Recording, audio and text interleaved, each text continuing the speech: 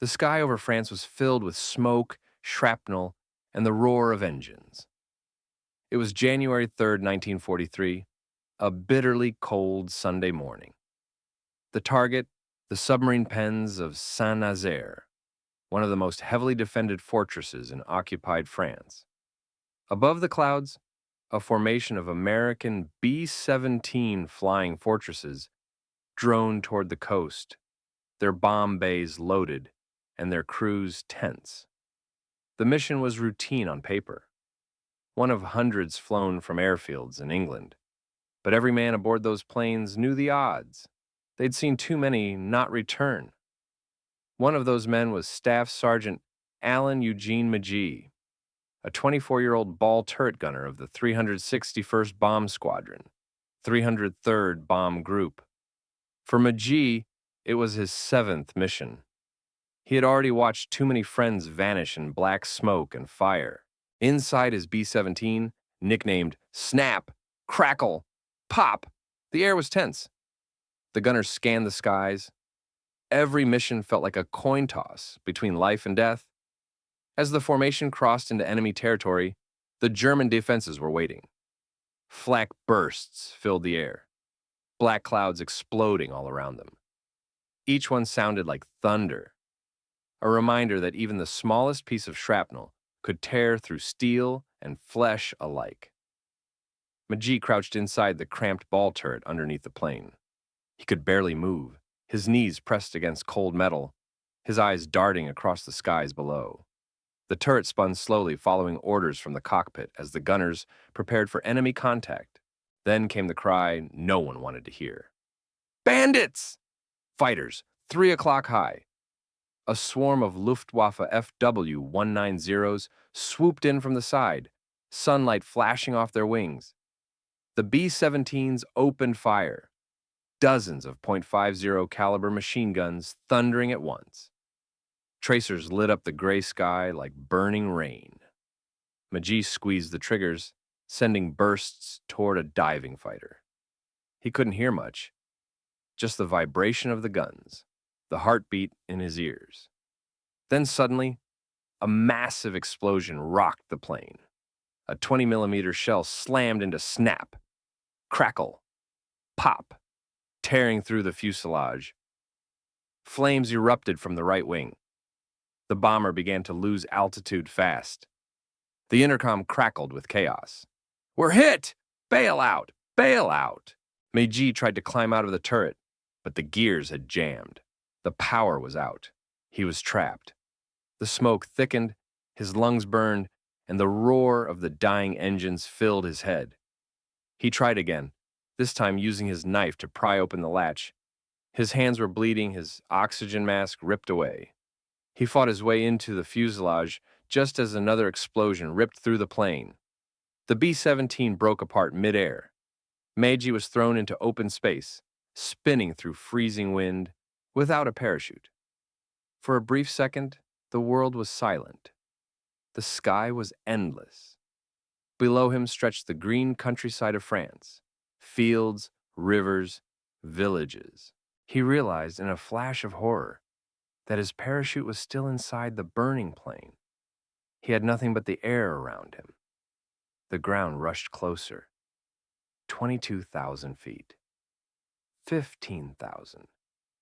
10,000. The wind screamed past him, tearing at his clothes. He tried to think of his mother in New Jersey, of the friends he'd trained with, of how absurd it felt to die like this, not from a bullet, but from the sky itself. Then, as he plummeted through the clouds, he saw it, a train station below, the Saint-Nazaire terminal. Its roof was made of thick glass and steel beams. There was no time to pray. Moments later, Alan Magee hit the roof at terminal velocity. The impact shattered the glass, splintered wood and metal, and somehow, impossibly, he crashed through and landed on the floor inside, and he was still alive. He was unconscious when German soldiers found him. His right arm was broken, his leg twisted, ribs shattered. His face was torn open, one eye swollen shut, but his heart was beating. Even the medics couldn't understand it. They said later that the glass roof had broken his fall just enough, slowing his descent by fractions of a second. The impact that should have turned him to dust left him breathing instead. Magee was taken to a German field hospital. The doctors were stunned. They treated his wounds, likely more out of respect than orders. There was something inhumanly resilient about him. When he woke days later, the first thing he remembered was the sky, the endless fall, the sound of silence before the crash, and somehow he smiled because he was alive. Long before that day over France, Alan Magee had never imagined himself in the sky at all. Born in Plainfield, New Jersey in 1919, he grew up during the Great Depression. Like many young men of his generation, he dreamed of a life beyond the small town, something bigger, something meaningful. When the war broke out in Europe, America wasn't yet involved. But by the time Pearl Harbor was attacked in December 1941, everything changed overnight. Within months, the United States was at war, and Alan enlisted in the U.S. Army Air Forces. He wasn't a pilot nor a natural soldier, but he was determined. After training as an aerial gunner, he found himself assigned to the 303rd Bomb Group, Hell's Angels, one of the most battle-hardened bomber units in the 8th Air Force. The 303rd flew out of RAF Molesworth, England, a cold, foggy airfield surrounded by farmland. The men lived in drafty Nissen huts, ate powdered eggs, and learned to sleep through the roar of engines that never seemed to stop. They called the B-17 the Flying Fortress, and for good reason.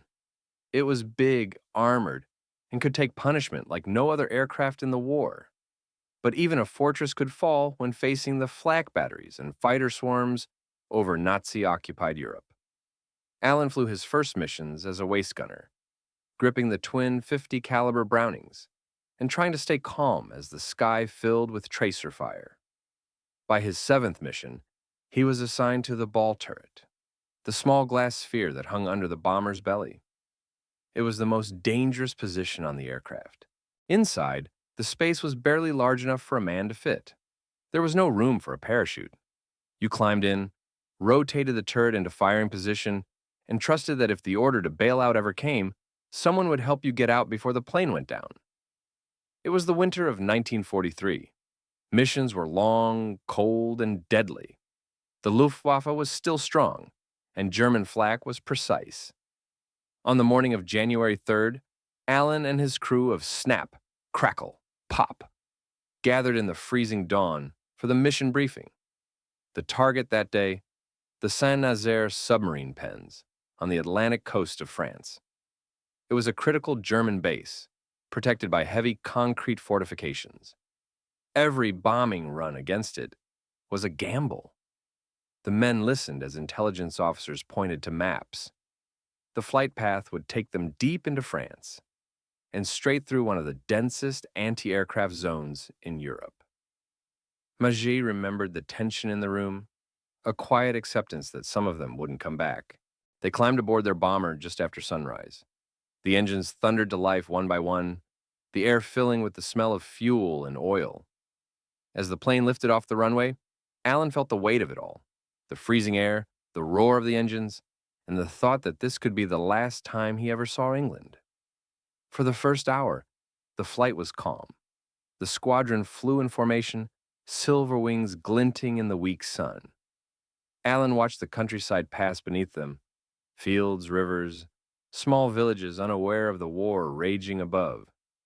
As they crossed the French coast, the formation tightened. The gunners readied their weapons. At 20,000 feet, oxygen masks went on. The temperature outside was nearly 60 degrees below zero. Then came the flak. At first, it was distant, black puffs exploding far below. Then closer. The air shook with concussions. Shrapnel clattered against the fuselage like hail. Inside the ball turret, Alan could see the bursts coming closer. Every time the plane shuddered, he thought it might be the one that tore them apart. Suddenly, one of the bombers in the formation took a direct hit. Its wing sheared off and it spiraled downward, vanishing in smoke. No parachutes. Alan tried not to look. He focused on scanning the sky for enemy fighters. Minutes later, they appeared. German Focke-Wulf 190s, sleek and fast. The radio came alive with warnings and cries for help. Tracer fire streaked between planes. One of the German fighters dove straight for them, guns blazing. Alan tracked it, squeezed the triggers, and watched the tracers arc into the sky. Missing by inches, the B-17 jolted violently. The right wing was hit. Flames erupted near the engine. Smoke filled the fuselage. Alan's intercom crackled with chaos. The pilot shouted, "We're hit!" Engine 2's on fire. Prepare to bail. Alan tried to rotate the turret back to exit position, but the hydraulic system had failed. The gears were locked. He was trapped. He called for help, his voice breaking through static. No one answered. The others were already struggling with their parachutes in the smoke-filled fuselage. Seconds later, another explosion ripped through the plane. The bomber was breaking apart. Alan reached for his knife and began forcing open the turret latch. The heat was unbearable. The oxygen lines were burning. Every breath was smoke. He managed to pry it open, climb into the fuselage, and crawl toward the escape hatch. The plane shook violently. A piece of debris struck his side, knocking him off balance. Then came the final explosion. The entire rear section tore away. The airman felt himself lifted by the blast, then nothing but air. He was falling. No parachute, no control. No sound except the roaring wind. From the ground, witnesses saw the burning wreckage of the bomber fall like pieces of a dying star. Amid the debris, a single figure tumbled through the sky, spinning end over end. That was Alan Magee. And somehow, though no one could have imagined it, he would live to tell what it felt like to fall 22,000 feet from the heavens. When Alan Magee opened his eyes, the world was silent. At first, he didn't know where he was. The light was dim, dust hung in the air, and every breath felt like fire. He tried to move, but pain shot through his chest. His right arm didn't respond. Something was wrong with his leg. His mouth filled with blood. Then it came back to him. The fall, the plane, the sky, the crash. He blinked and realized he was lying on the cold floor of what looked like a train station. The roof shattered above him. Beams twisted and glass scattered everywhere. Sunlight poured through the hole he had just fallen through. He was alive.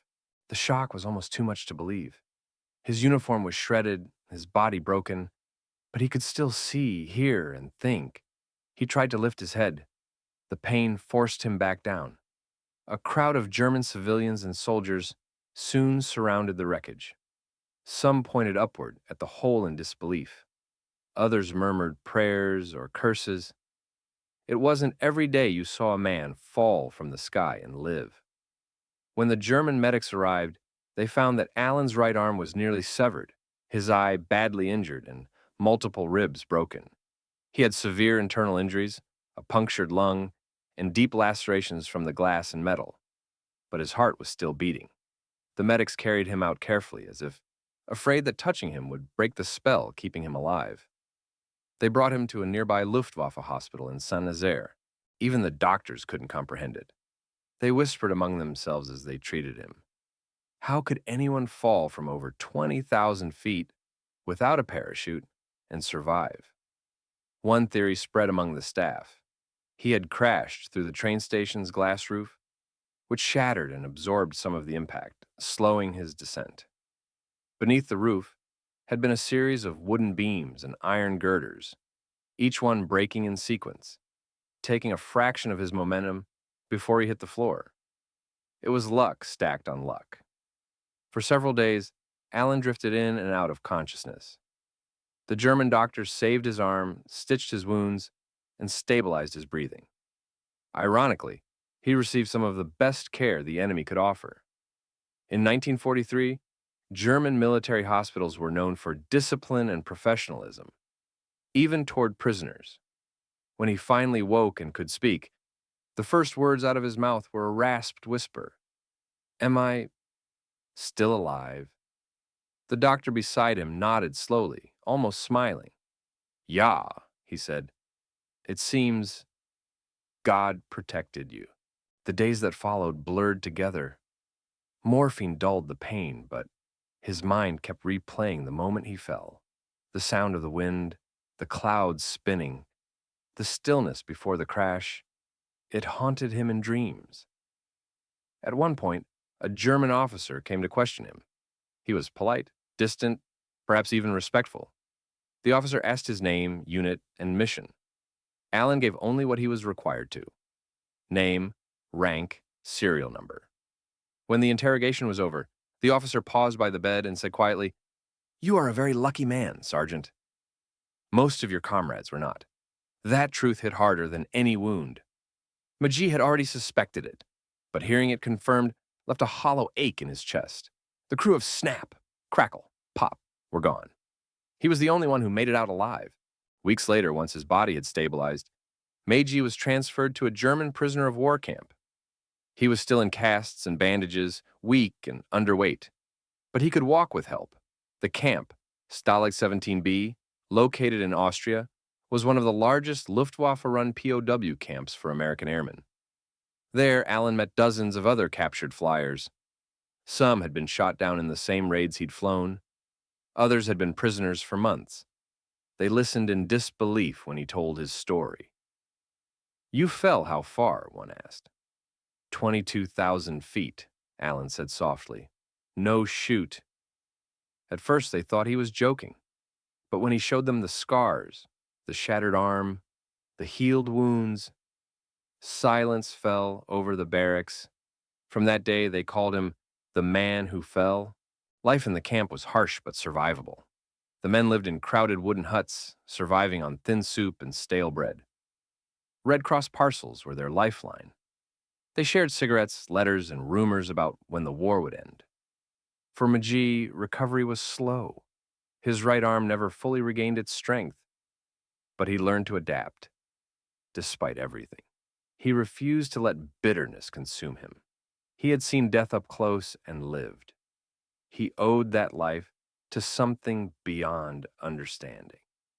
As the months turned into years, the prisoners found ways to endure. They told stories, played cards, even organized small plays or musical performances when allowed. For many, laughter was the only rebellion left. Magee often sat quietly by the barrack window, staring at the distant hills. Sometimes he would say, half to himself, "Every morning I wake up, I remember that fall, and I still don't know why I survived." No one had an answer. By 1945, the war was collapsing around Germany. Allied forces pushed closer from both east and west. The prisoners could hear the distant rumble of artillery growing louder each week. In May 1945, the camp guards abandoned their posts. Soon after, American troops arrived and liberated the camp. For the first time in over 2 years, Alan Magee was free. He weighed barely 100 pounds, his uniform hanging loose on his frame. But he was standing, alive, smiling, and ready to go home. When the medics asked for his name and unit, one of them stopped mid-sentence after hearing it. "Wait, you're the guy who fell out of that bomber, right? The one with no chute?" Magee just nodded. "Yeah," he said quietly. "That was me." When Alan Magee stepped off the transport plane in America, the air felt different. For the first time in years, there were no air raid sirens, no guards, no fences. Just quiet. The war had ended. He was thin, scarred, and 24 years old. But he had outlived almost everyone who had watched him fall. His mother met him at the station, tears streaming down her face. She had already been told he was missing, presumed dead. Seeing him walk toward her was like seeing a ghost made real. "Alan," she whispered, barely believing it. He smiled. "Told you I'd make it back, Mom." Recovery took months. His right arm never fully healed, and his face bore faint scars from the crash, but he refused to hide them. They were reminders, not of pain, but of survival. He didn't speak much about what happened at first.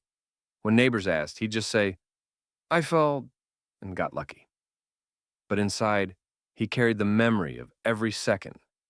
The moment his parachute was gone, the rush of air, the silence before impact. It wasn't something words could ever really capture. Alan returned to school, studied aviation engineering, and later worked in aircraft manufacturing. He wanted to stay close to the machines that had both nearly killed and saved him. The sound of engines didn't scare him anymore. It reminded him of who he was and what he'd endured. Years passed. Magee built a quiet life. He married, traveled, and learned to laugh again. Yet every February, when the anniversary of that mission came around, he'd pause for a while. Sometimes he'd light a candle or simply sit by a window at night, remembering the faces of his crew, the men of snap, crackle, pop. He never forgot them. In 1993, 50 years after the fall, Alan returned to France for the first time since the war. The people of Saint-Nazaire had heard his story. Many still remembered it. They invited him to a ceremony at the rebuilt train station where he had landed. Standing there again, gray-haired but steady, Alan looked up at the ceiling. The roof was new, polished glass reflecting the morning sun. Beneath it, a small plaque read, "In memory of Sergeant Alan Magee, who fell from the heavens and survived." A reminder of the human spirit's will to live. The crowd applauded softly. Some wept. Alan just stood quietly, his eyes wet but peaceful. "I guess," he said later, "I wasn't meant to die that day." Alan Magee passed away peacefully in 2003 at the age of 84. His story remains one of the most extraordinary survival tales of the Second World War. A man who fell 22,000 feet from a burning bomber without a parachute. And even now, decades later, his words echo quietly through history. "I didn't fall to my death. I fell back to life.